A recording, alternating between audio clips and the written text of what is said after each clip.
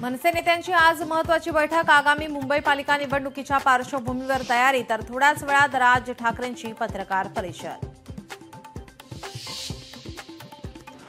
राज्य सरकारकडून हिंदी सक्तीचा निर्णय मागे, हिंदीऐवजी इतर भाषेतील भारतीय भाषांपैकी एक भाषा शिकता येईल, राज्य सरकारचा नवीन निर्णय।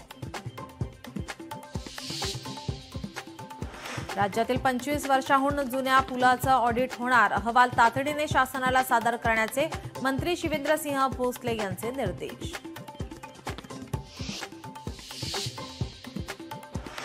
पुणे जिल्ह्यातील 58 पूल कमकुवत, सार्वजनिक बांधकाम विभागाची माहिती, तर खबरदारी म्हणून धोकादायक 4 पूल वाहतुकीसाठी बंद।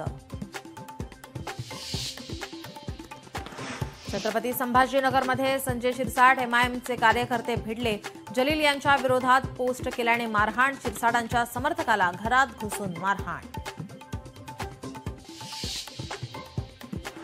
संत तुकोबांच्या पालखीचा आज प्रस्थान, दुपारच्या दरम्यान पालखी देहूतून प्रस्थान ठेवणार, मुख्यमंत्री उपमुख्यमंत्री राहणार उपस्थित।